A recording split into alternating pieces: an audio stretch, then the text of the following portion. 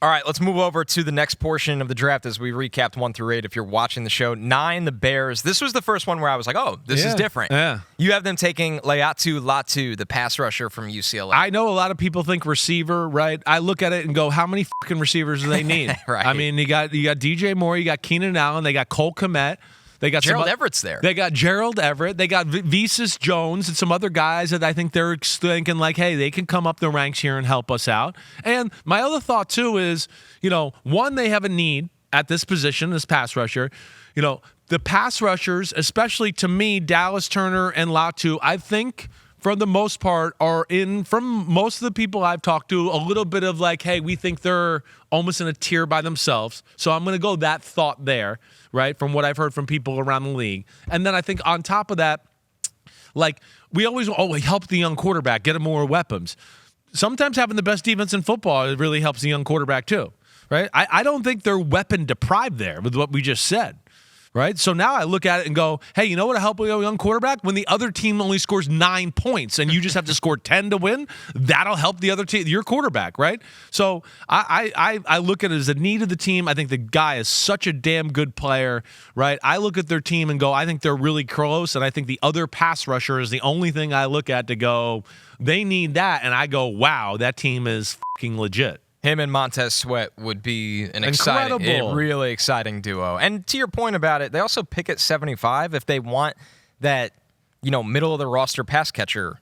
Like you can get a developmental pass catcher to play behind the veterans at 75. It's not like this is your one chance. Yeah, exactly. In a deep wide receiver draft. I think we all look at it and go, yeah. I mean, would we be shocked if they found their third starting receiver at pick 75? Like, no, not happens all the time. Exactly right. All the time. Exactly. So 10, the Jets. This has been one of the most debated. Yeah.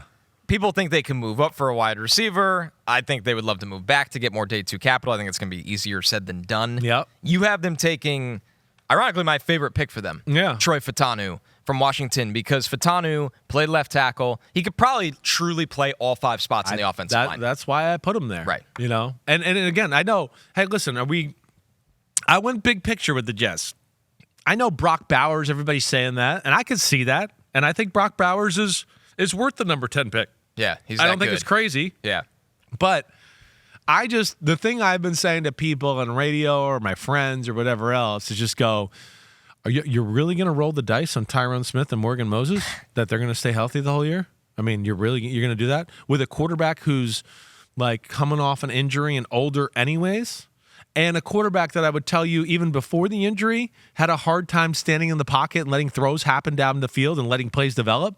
Right? So that's where I just go, to me, it's the smart pick. It's the big picture pick. And it's also, even for the short term, not as crazy as people think, too, for all the reasons you said. And I think he's one of probably the safest picks of the draft because of what you talked about, the position versatility, really good, solid football player. Tyron Smith hasn't played a full season since 2015. That's almost a decade ago. That's insane. That's insane. Yes. And the thing I always argue with Fautanu is John Simpson was a fine signing at left guard. Yeah. Troy Fautanu is winning the left guard job over John Simpson. Right. So your offensive line would be Tyron Smith, Troy Fautanu, yeah, Joe Tippmann, Elijah Vera-Tucker, Morgan Moses. Yeah. Like that's how Aaron Rodgers is going to have success. I would agree with that totally. Yeah. I mean, I think in their perfect world too, right? Yeah, they'll figure it out, whatever that goes. I think they're expecting Simpson to be their starting guard. Right. With what they paid him, right? All those things would tell me that, right? And what I would think is they're almost looking at it like, hopefully, hey, he could come in and maybe he could be the starting right tackle right off the bat or something like that. And we'll have Morgan Moses just as a backup, right? And we don't have to depend on him. Right. So, that's interesting, but I also think he's very much, Elijah Vera-Tucker-ish in that without it. versatility. That's my comparison for him. It really is. Yeah. I get it. I see it right away, too. Yeah, I think Fautanu and Taliza Fuongo, the 2 offensive linemen, play for the Jets at 10. 11, all right, the Patriots. Yeah. This was the move back. Yeah. So you have them taking Drake May here. Completely makes sense. Here's my question for you with the Patriots. Right. Say they answer the phone like you think they could. Yeah. Do you think there's a cutoff that they go, we just can't go there because, like you said, we still need a guy? And 11 might not be the cutoff. Yeah. You had a quarterback fall here. But you're there's getting two in quarterbacks danger. here. Right. But right. What is like the danger thought for them? I think that, I thought about that. One, because I come to that thought, right? And just two is like, talking to people around the league and, a few people that have a little feel, know New England. Right? I mean, again, I made fun of this today on Pro Football Talk. They're going into the year with Jacoby Brissett and Bailey Zappi. They're going to take a quarterback, right? Now, is it here? I would expect so, because I think you're in danger if you wait any longer, right? That would be the big thing. Okay, you traded. You got the 23rd pick, right, from Minnesota in that trade. But damn, I don't think you're guaranteed you're playing Russian roulette if you think a quarterback's going to be there. And again, with the Drake May thing and the conversation there, hey, the New England would be a spot you'd go, okay, again, Jacoby can start this year. We can work on Drake. And if Drake blows us out of the water in training camp early on in the year, great. We just make him the starter. Great. But this is a spot where he can develop a little bit.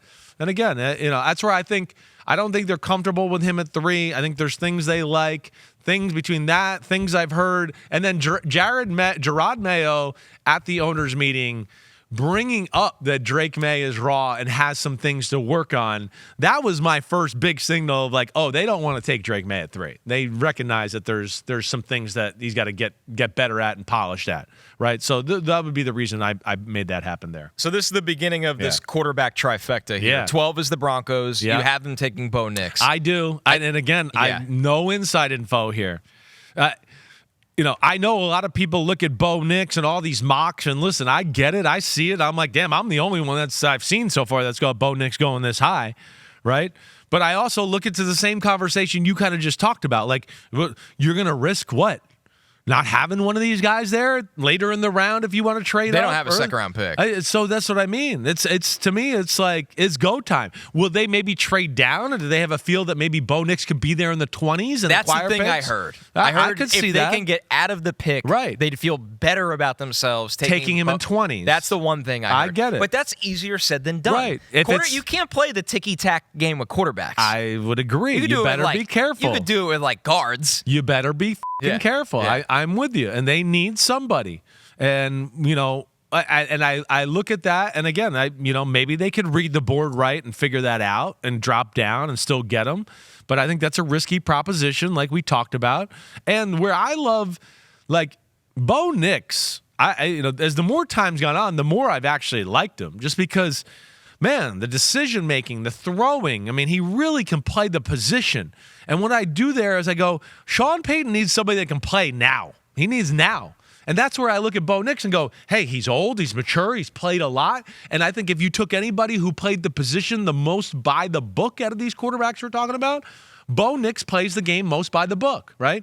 He made the most, quick decisions, third read, right? Accurate throws, right? I know he throws screens, but he's not installing the offense. I get that, but he's still really good at that.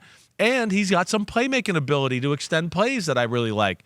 I feel like there's laying in the weeds for Bo Nix. I think he's the point guard of this quarterback class. Yeah. I hear you there. Like, you don't want him chucking up 33s. No, he's not going to be that. Like, it's not going to be, wow, oh my gosh, laser. It's going to be good throw. Ooh, good location. Ooh, nice little play, getting out of the pocket, making a throw and then run there. Ooh, I like that. Oh, wow, there was a good, whoa, that was a good, threw a comeback. Whoa, that was pretty good. Oh, nice little accurate throw. Right. Ooh, nice play with his legs. Oh, another good throw. Right. It's not going to be like, oh, laser, sidearm. Oh my gosh, Caleb Williams, crossing route, post. Like, it's not going to be that. He's going to run the system, and then he's going to make the plays when they're there to be had. Well, that guy goes at 13 to the Raiders. It's Michael Penix. Yeah. You want lasers and big throws and big misses. Yeah. It's Michael Penix. That's it. And, there's some things he's got to clean up with his mechanics and things like that. But at the end of the day, I mean, the pure talent is there. He's made to throw that fucking football with his left hand. And the Raiders, to me, this would be, I always use the frame like, beacon of hope, whatever, a guy that you can look at and go, man, the future, we got this guy. This is awesome. I think he's ready to play right away. You got an insurance policy and Gardner Minshew behind him. And, of course, Aiden O'Connell there. You're all good to go. But Penix, I look like with Bo Nix in a lot of ways where, again, the amount of reps they have, how old they are, the maturity they've shown to this point already, I think they're ready to go. And you could start a new era there. But they need a quarterback. They need something. I thought about doing some other things with them too, but I just came away with it going, man, gosh, if I'm Antonio Pierce and I'm sitting there, I'm going, man, we're really going to can I win the AFC West or make a run or really stamp my spot as the Raiders head coach with Gardner Minshew and Aiden O'Connell? I'm not sure I would feel that way. No, and he's been pretty vocal. Yeah. That you got to go get a quarterback. You got to make it happen. Exactly. All right, 14, the Saints. Byron Murphy comes off the board here. He is the third defensive player off the board in this situation. I feel like, there's a cliff here with some of these defensive positions where I feel like that would be my one thing when I look at mock drafts and where people have people ranked. I'd go, no, these guys are like priority, and there's not a lot of them. And Byron Murphy is fucking phenomenal football player. I mean, for me, without a doubt, one of the best players in this draft. I look at the Saints, you look at their football team, they're getting up there in age in the front, right? I mean, you go through it as far as their football, their whole thing there. I mean, Cam Jordan's coming to an end, right? It's a defensive head coach, right? You look at some other needs that I think about corner. I did to a degree. But, Paulson Adebo's a baller. They still got Marshawn Lattimore. Right. They got Alontae Taylor. They got some other people in the secondary where I don't think that's as desperate a need. The tackle position, I did think about. That's the one I was going to ask you about. Right. Trevor Penning's been a colossal letdown. A disaster, but are they going to let it go? Are they going to just call it? I don't know. Out. The Ryan Ramczyk injury, right? I don't know there. Andrews Pete's still on the street, I believe, right? Yeah, he is. Where I would go, I wouldn't be shocked if he ended up back there. But, the guard position, they're good. Center and two guards between, McCoy, Ruiz, and Hurst. Yep. They're good at guard, right? Ramczyk is, so the tackle thing was the other thing I thought about there. I did. But I kind of looked at it and I went, you know what? I don't think they're going to give up on the Penning thing quite yet, right? And I look at it as a defensive head coach where the defense started to fall off a little last year. They need some difference-making young studs in the front seven. I know they got Brian Brzee last year, right? Did a good job. Yeah, we'll see where that goes. They'll need more from him. But yeah, they need more from him. Now you get another guy like this, right? I just thought the talent of the player, the need, right? And the fact that we talk about the tackle position, I think they're going to stand pat with tackle and ride this group out one more year, and I think they make the move for the D tackle. The Saints do pick at 45, so it's not like they're out of range to help their offensive line there. No, there could be some guys there. Like Suamatia range. He could be there, right? That's his range. I don't know if Jordan Morgan from Arizona will be there. Be close, 35 to 45. Yeah, I know. There's there. a few they'll be in that range that should be available. 15, the Colts. This is where Brock Bowers goes. Yeah. Ideal fit. They don't have anything like this, right? Their offensive line's pretty damn good. I know I saw Chris Ballard make a comment this week about, hey, they want to protect Anthony Richardson, right? I mean, I don't look at anything like glaring that they need right this second, right? I mean, you tell me if you think there's something they need there. Here's the one where I could see them doing it because he could also play guard. Right. I could see them knowing what Ballard values, Talisa Fuanga. Yeah. That's the one. Quentin Nelson part 2. Right. Like, oh, okay, cool. And Nelson plays on the left side. So then it's like, cool, we got it on the right side. I thought about that. That would be the one. Shane Steichen just came from a team in Philadelphia that had just 5 fucking killers up front. Downhill. Right? Yeah. But then I also got into... hey, Brock Bowers is really good. He's a good run blocker. And, we got Anthony Richardson. And, what Jalen Hurts had with Goddard and all of that, another piece to this offensive puzzle of, he's behind the, hey, Richardson's running the ball. Richardson's running around the edge. It's a bootleg. Brock Bowers is in the flat. He fakes to this guy. Brock Bowers is behind the line of scrimmage. He comes out on the other side. There, boom, Brock Bowers. I just think he fits a lot of things there. They don't have a tight end, anything like him. He's extremely talented. If he's a little bigger, I think he's definitely a top 10 pick, probably even higher than that. Thought about that O-lineman there, but I just felt like, man, Brock Bowers makes sense for the Colts and how they're going to run their offense. 16, you have a trade up again. Yeah. I do think this team should be aggressive, and I like what you did here for the Eagles coming into Seattle. I got the Eagles going up to 16 with Seattle. You look at the Eagles and you go, their team is embarrassingly awesome, right? It's embarrassingly awesome. You're just like, oh my God, it's fucking one stud after another in every position group, right? I mean, I make you drool over them. The only position you don't is corner. That's the only one you look at and go, right?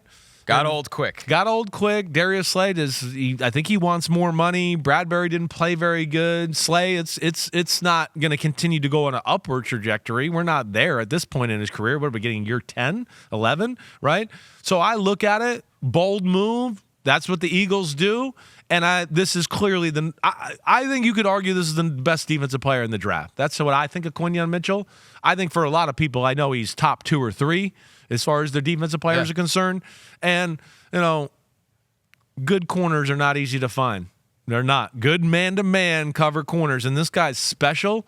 And I think the Eagles are going to make a move here with their embarrassment of riches and get up there and get him. The Eagles have 2 second-rounders, pick 50 and pick 53. So if they want to go, they can. They got the ammo to do it. That was part of my reasoning behind it. The thing, and probably a player or two that they could throw in too. That if they're one of their embarrassment of riches. I don't know who that would be, but that's all I'm saying is they can easily make this move. There's no doubt about that. Yo, homies, what's up? I know it's the off season, but it's never the off season on Chris Simms Unbuttoned. Me and Ahmed Fareed are gonna be here for it all. We got free agency. We're gonna break it all down. The draft, the rankings of positions. Of course, we're going to unpack it all. Hit subscribe, get to my free agency reactions, 2024 draft rankings, and more. Thanks again for watching. Peace out, homies. See you soon.